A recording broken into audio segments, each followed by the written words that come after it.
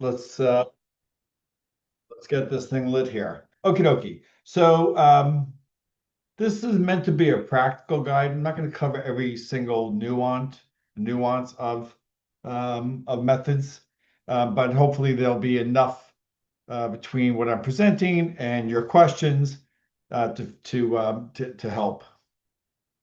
And that's the goal here. So we'll start with quantitative methods. Okay, so there's really kind of six, I can count to six. There's basically six kind of components here. This could be ethics as well, but let's just start with six basic things. And the overarching idea here is that I think about the methodology as a cookbook. And in that cookbook, you can give this to your neighbor, to your spouse, and they can make that dish. Okay. So that is to say it's replicable. Um, when you go to McDonald's, you may not like McDonald's, but you know you're going to get the same Big Mac everywhere you go, right? They know how to replicate that process. Um, so we want a methodology that's replicable as well. So first is research questions.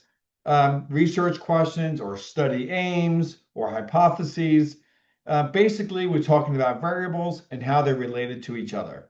That's basically what we want to do as concisely as possible. Um, I have a little, well, uh, I'll say I have a little bit of a problem with Pico because they add a lot of additional things above and beyond variables and relationship between variables. Um, but that's the way Picos go. Um, but and we'll talk about how do you word research questions. So there's a few kind of tried and true ways of doing that, and we'll talk about that. The next we have is participants. Um, Obviously, who they are, how they're recruited. We'll talk about how many we need in the last of these six um, uh, sections here. But you want to talk about those participants. It's important, not only from a replicability point of view, that is, hey, I want to seek to get the same findings with the same kind of people, okay, one, but also in terms of generalizability. If you have all females or all males or elderly or whatever, okay, that you cannot necessarily generalize to other types of folks. So that's the importance of describing how you're getting them, okay, and who they are. Okay. Instruments. So for most people, well, I'm talking about reliable and valid survey instruments, quantitative instruments. And that's important in a few ways. So the having reliable, valid instruments is great because you know that the scales are reliable. That is, people are able to, people with high self-esteem answer those self-esteem questions, consistently high, people with low, consistently low, and they're not all over the map. And that's been published. Okay. You know what that reliability is, and it has been good reliability or acceptable reliability. And with these instruments, you also know that they're validated. Hey, you know what? We looked at other types of self-efficacy, and these things kind of align, okay? So you get to bring along that validity with you when you use that scale. So those are a few reasons. An additional reason is that in our quantitative tool, Intellectus Statistics, with a validated instrument, you can draft a discussion chapter knowing and married together your quantitative results with those instruments, and it goes out and looks for literature to see if there's consistency or inconsistency going on there. So those are all good reasons to have reliable, validated instruments. Some people come to me once or twice a week, and they say there is no scales for what I'm measuring. Um, and I say two things. One is you can find a scale that doesn't have to be exactly what you want, but you can modify it, I'll say slightly, um, where you can use it. Okay. Um, okay. So know that you can modify these things. Okay. And you can just show a crosswalk and say, here's the original question. Here's how I'm going to modify the question. I'm going to use from observer to self-report or whatever, or from nurses to educators, whatever. Here's the initial question. Here's how I'm modifying it. Here's the final question, how it looks. IRB or Institutional Review Board is going to care about that. Okay, um, they're going to want to see that. All right. When you make up your own instrument, um, those questions are going to come at you and perhaps bite you. So when you're in IRB or with faculty, they're going to say, how do you know that's a reliable instrument? You don't know that. Now you can assess it after the fact, but you've already given the instrument. So that's not good. Uh, so that's something. The Okay, so those are good reasons to use reliable, valid instruments. I want to go back to participants for a second as well. With respect to getting things done, that is graduating, for those doing research, this may not be for you, but be aware that there are vulnerable populations and vulnerable participants, elderly, children, old adults, incarcerated adults, mentally ill adults. Okay, all of these are going to raise a flag with institution review board. So um, if you must, okay, if you must have those participants, okay, then you want to make sure that there's lots and lots and lots and lots of protections given in there, okay, in that procedure they're going to get to. So you want to talk about that, okay? Like if you feel uncomfortable, here's mental health counselors.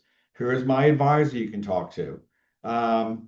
Here's, you see suicide hotlines or other kinds of resources available. So be careful with participants just to know, I'm just trying to point out some of the potential rocks on the road so you don't stumble over them. So let's get some participants where we're not raising flags. Let's get some reliable, validated instruments. And now let's have a clean procedure of how we're going to administer those instruments to those participants.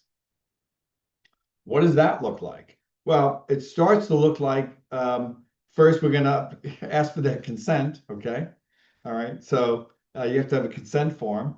And that's part of an instrument, by the way. That's an instrument. Okay. That's some material. Instruments and materials are synonymous there. So you have to ask for permission, okay, consent. And if you're going to compensate them, you want to discuss that. If you tell them they can, if it's part of a class, they can withdraw without any penalty. Okay, you can stop anytime they want. Okay. And then cleanly, how are you going to administer them? Well, I'm going to administer a knowledge survey around something. I'm going to give some education, okay? And then I'm going to, assess them, post-test and maybe some one month follow-up or something of that sort, okay? So lay out that procedure, as I said at the top of the hour, where folks can replicate that process, okay? It's not so skinny where people don't know what the heck you're doing, and it's not so um, over bloated where it's irrelevant, okay? You just cleanly want to say what you're doing so people can follow it, okay? This is not a place to discuss literature, okay? Keep it clean, okay? Cookbook doesn't say, well, we grew the peas for this long on the vine. No, take the peas with what we're doing with them, okay? So don't get too crazy. Enough that people can replicate it. Okay. Once you have clean questions, you know who is part of the study, you know what you're giving them, you know how you're giving it to them. The next part is the data analysis plan. which is simply, okay, how am I going to analyze the data that I get, okay, to examine those research questions? It's as simple as that, nothing more. Okay. But people get hung up on this. I think because folks don't do typically a great job of explaining. They explain what analyses do what, but they don't explain how to get there. And during this time, we explain how to get to that, choosing that analysis. In that quantitative data analysis plan, it's not only the choosing or the selecting of the particular test, okay? It's also discussing the assumptions of that test, okay? So when I'm doing a paired t-test, I need to look at, normality, okay, or something, okay? So you have to tell the reader that.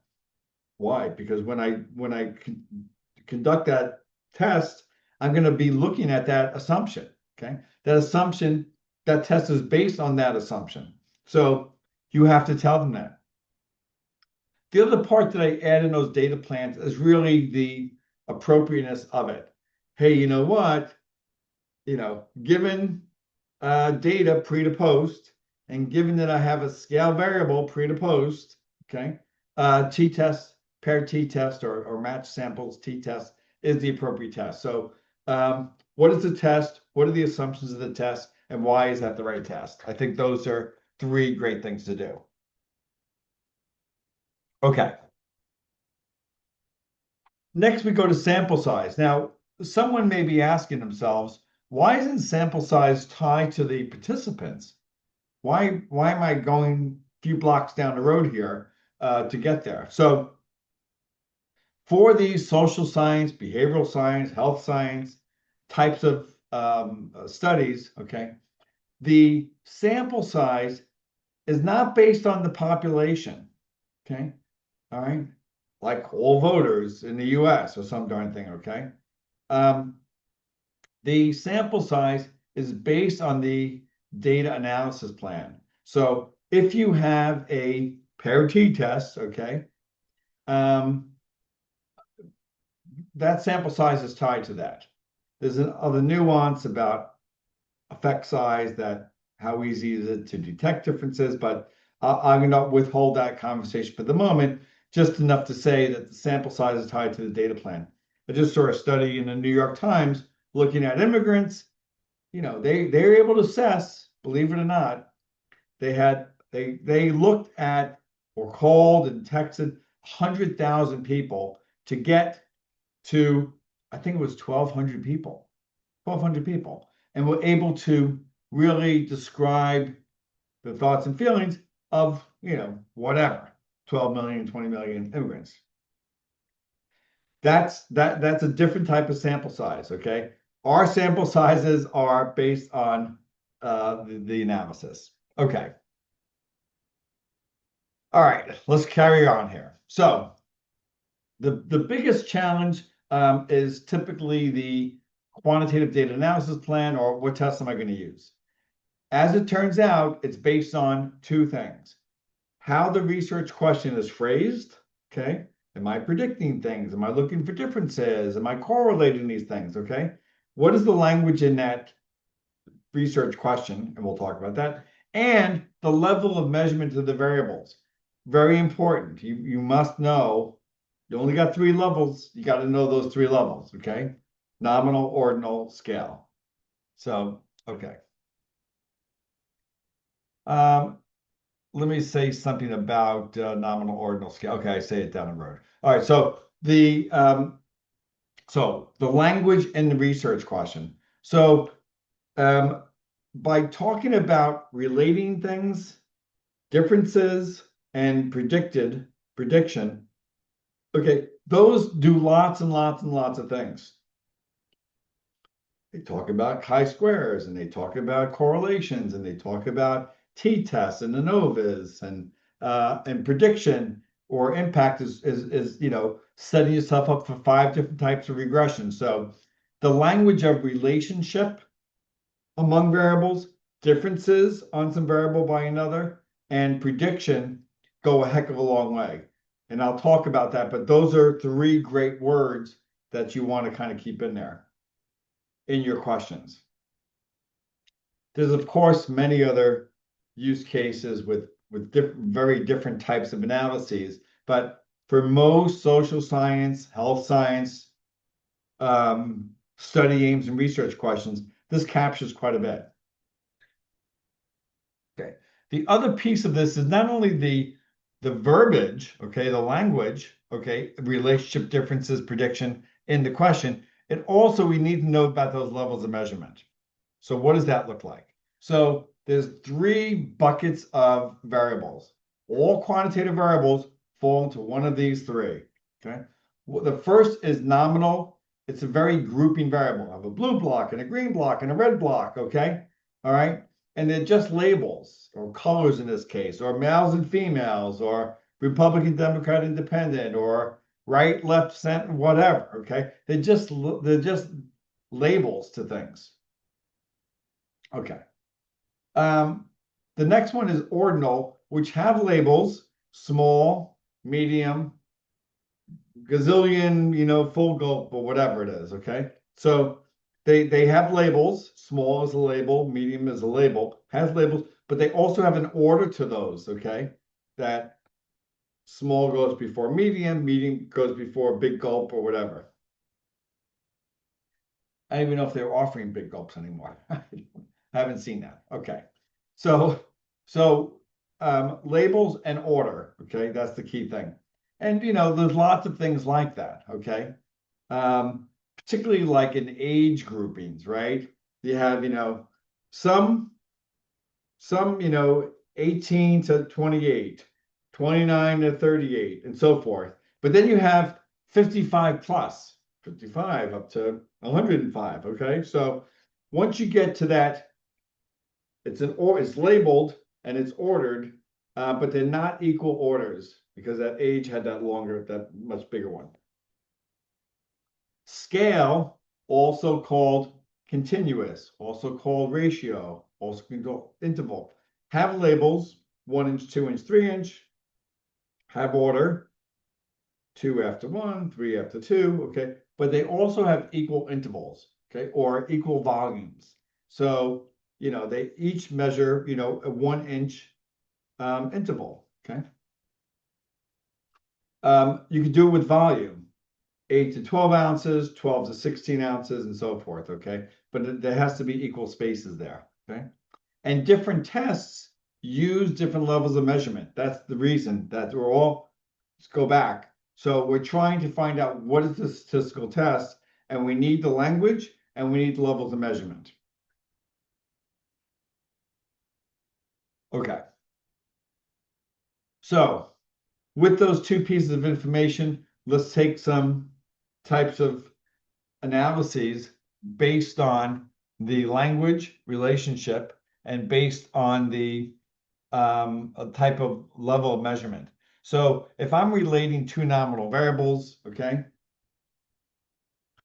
diagnosis, yes, no, and sex, male, female, okay, so chi-square is the test. Nominal, ordinal, you can still use chi-square, okay.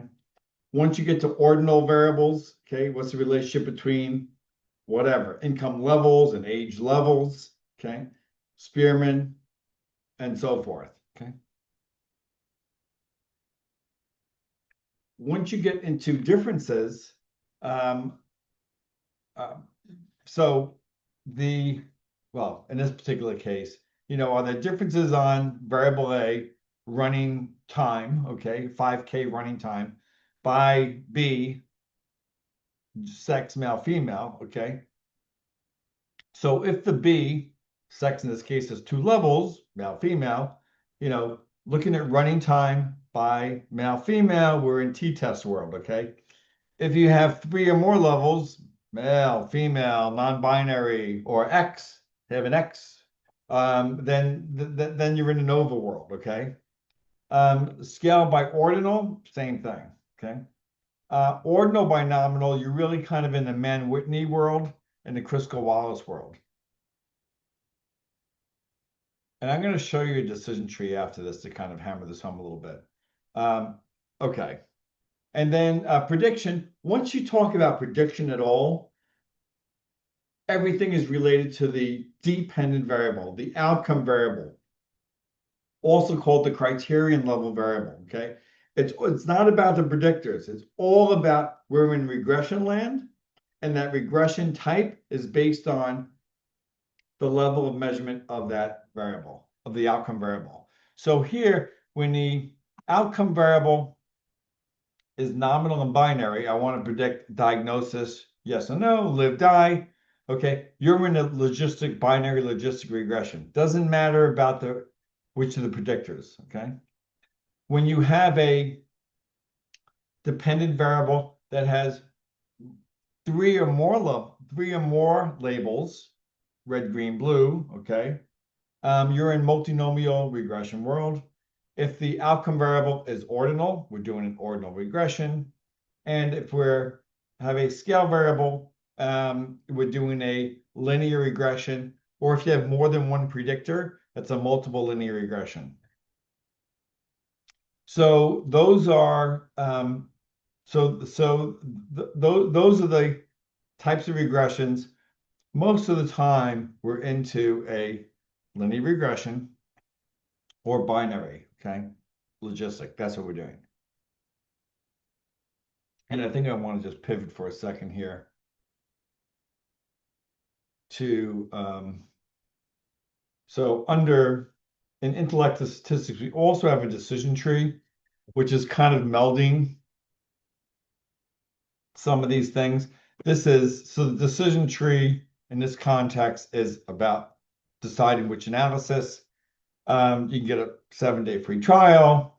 And, just to show you some of these things. By the way, you can't break this, so just, play with it. I want to predict an outcome, and my variable is scale. I'm doing a linear regression. Or if it's, nominal, okay, then does it have more than 2 levels? No, it doesn't. I'm in binary logistic. So you can play around with these things, okay? And there's the other one I didn't really mention is all I have is a summary of the data. I'm just doing descriptives. And there are purely descriptive studies, totally fine. Okay. Let's go back.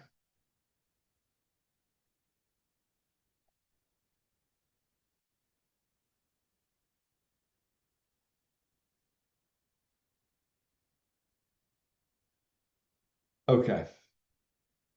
So before we get to qualitative methods, let's see if there's any questions at all about what I just talked about or your particular study. So, and I'll just while you're putting a question in, if there are any to be had, I'll just go back to the kind of the take-home message, which is under methodology, you need clean research questions. Describe who the participants are, age, sex, ethnicity, region, okay? Reliable, validated instruments, a clean procedure, how you're administering those instruments to those participants, how I'm going to analyze the data, and the sample size. And I should do that too. We also have a data analysis, a power analysis. So once you find the test, like a paired t-test, you can see for a particular effect size, what the sample size is, okay? Okay. Any questions at all? I haven't seen any come through. And you can also raise your hand and we can unmute you if you prefer to ask questions that way. All right. Okay. So let's go to clean off my screen a little bit here so I can see what's happening. Okay. Oh, I may have several screens here, guys. Okay. So let's move on to qualitative methods. Different animal, almost entirely. Qualitative methods, generally speaking, is really, the most common is just semi-structured interviews that are conducted. Okay. So let's talk about some of these things. So as I say, oftentimes the research questions are really, well, are tied together with the semi-structured interview questions. So if I'm interested in parents and teachers and administrators' perceptions of school, right? Those are my questions. And I'm going to be asking questions about their perceptions in the interview. So these things are very tied together.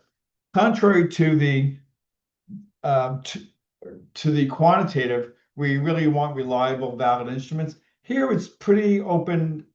My experience is that you can really just have questions that you make up, okay?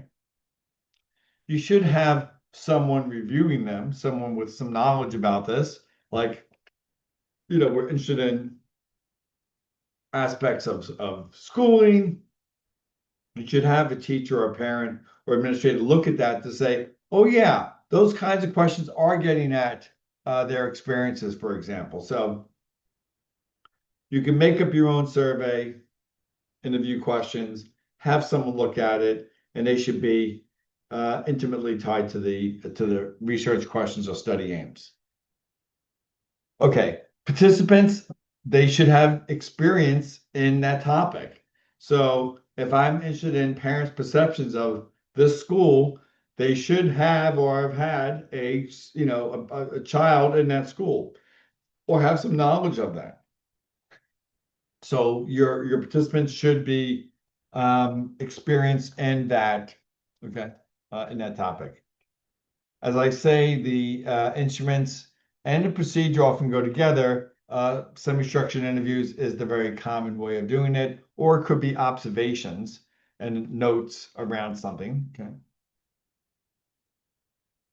The data plan, typically it's a process. I mean, there's phenomenological kind of analysis. There's grounded theory, where there's a theory that's emerging out of this thing. But in lots of these things, we're basically excerpting the responses of the participants. We're then combining those similar responses to create a code name. And then those codes will get together for a theme. To me, well, take two ends. So one end is, to me, the end of the day, I want a theme that is talking about the phenomena. Okay. What are the themes about what parents like about that school? Okay. What are the teachers' perceptions of what they like around teaching or whatever? Some general themes. Okay. Um, People do take a half a step and do coding and then coding to themes. Some people do yet another 4 layers of this cake. So, but to me, at the end of the day, um, the themes kind of get us there. Okay. Sample size considerations, very different as well. I mean, what the kind of theory says is that you should have saturation in your number of interviews. What does that mean? So what that means is, my understanding of it, is that if you had more participants, you're not going to get any other original themes. You've saturated or you've comprehensively garnered all of the themes related to that topic. Okay. So, okay. Ethical considerations, you should have them with the quant, okay? But you should also have them, and I would say for people's eyes are going to be paying very close attention to when you're actually interviewing folks. So consent, you need consent with everybody, but you better have a nice consent form with qualitative. Confidentiality or anonymity. These are two separate things, okay? Anonymous is I don't know who they are at all, okay? Confidentiality is I know who they are, but I'm not going to reveal their name. And sometimes you can anonymize, I know who the people are confidentially, and then I can anonymize them thereafter. Certainly, if you're using any tools, most of the cases, you can really have anonymous, people are very picky about their data. Fair enough, the people's experiences or people's perceptions.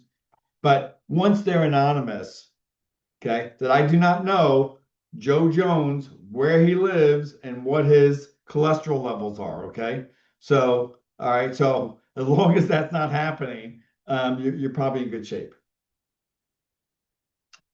Data storage, I don't know what the rules are these days. It used to be they want the data held for 7 years. Okay, it might be 5 years now, but they want it safe, okay, safely held, and for a while. Because other people, if you say something, okay, you find something, they want to look at your data, okay? Um that's good science. You didn't just fudge the data. Here's the data I use, here's the method I used, okay? And they want you to keep that, okay? And again, anonymizing things are fine. There's also even when you anonymize it, um, I mean, I just this week, assigning consent forms that I will not share the data. Okay, that's fine too. So if you share the data with a statistician or a qualitative researcher, okay, that you can ask um, for non-disclosure kinds of things. Okay, all right. Some other considerations. Typically, and I'm not sure I'll get into the tool itself here, but um, uh, typically so there's AI tools to help thematize, okay, excerpt, encode and thematize. Intellectus qualitative is one of them. I think you can get a free trial. Know that you don't have to put in your interviews as by participant, okay? So say you have 10 interviewees, I have 10 transcripts. Typically the way is, and it's okay, to put in each of the 10 interviews. But perhaps the first part of the interview was about school safety, the second half was about whatever, school lunches or some darn thing, okay? Okay, it's two different things. You can curate that data and for participant one, break it up into two interviews, school safety, okay? And have 10 interviews around school safety and just enter those in, okay? And almost do two separate projects in my example. So you can curate that data. So just to know that. Certainly parents, teachers, administrators, if you have clear different roles, for example, I would think it would be worthwhile to run separate projects around teachers or admins or parents, okay? Um, and that makes for a really nice, no matter what your roles are or what the differences are, males and females or teachers, administrators, it makes for a nice discussion results chapter where you can see this theme and oh boy, teachers administrators have the same theme but not for parents. Oh, here, teachers have a very unique theme and so forth. So that would make for a very, very nice table. Okay. Other considerations. The quality of your themes definitely count more than the quantity. People ask about, what's the sweet spot of the number of themes. I think, five, depending on how many research questions, 5 to 9, 5 to 11, somewhere in there. If you have 20 of them, they're hard to keep your brain around. If you have two of them, it's like maybe we should have been more granular. So it seems like there's some sweet spot in there. Um, and that speaks to this, holding them in your brain or in the reader's brain. Okay, so questions. And while we're looking for questions, let me just put out, I give free 15-minute need assessment around methodology, around qual results or quant results. Um, Samantha helps students, Ashley with faculty who's on the line, Melissa read everything else, phone number, websites, and the only other thing, well, uh, I would also just add that I kind of dissuade folks from doing mixed methods. Some people are, students that is, are roped into mixed methods. Okay. So if faculty say we're doing mixed methods, guess what we're doing? Mixed methods. And there are good situations for that. You know, looking at just a recent study, assessing teacher burnout, doing that quantitatively, and then a qualitative follow-up, which is, hey, what were the supports and so forth, or lack thereof, that led to those kind of burnout or non-burnout things. So I think, frankly, most things could use a mixed method approach, but I think for students, for sure, try to stick to one, pick the best approach, and then take it from there. But okay. Um, okay. So how to determine sample size in the case study in general will be a limitation if the sample size is not large enough. So, you know, I mean, I think yes, there's limitation. If it's, just two people, you're not going to really get all the themes. If you need 30, it's going to take a heck of a long time to do this. So, uh, so I'm assuming your case study is just how many participants are you thinking about there? Um, and I'm not really an expert in a case study, but I'm assuming, I think the idea of at least getting maybe not saturation, but you're going to need different themes there, okay? So you want to get at those themes, but there's balancing out, kind of practical considerations here. Okay. Thanks. I hope that answers some of it. Other questions in the chat of the Q&A? All right, so let me just do let me just say that we do have well, under the intellect of statistics, we do have a decision tree to help you figure out what analysis. We do have data plans built in for different tests, okay? And then a power analysis. So that can help with the front part of that. For the analysis part, certainly intellect and statistics is something that is useful. For folks doing qualitative results, certainly we have the Intellectus qualitative tool, okay? For faculty, we also have courseware for the quant and the qual. And for those that are really kind of just starting, we also have a lit review. So let me just go to lit review, Intellectus, sorry.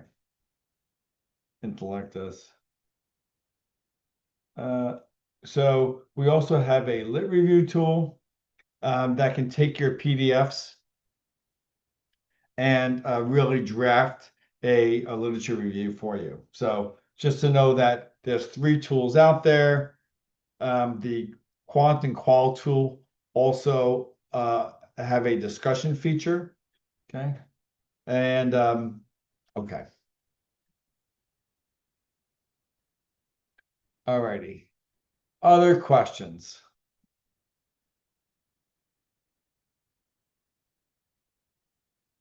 Okay. Well, if there's no other questions at the moment, feel free to, email us questions. No worries there. QR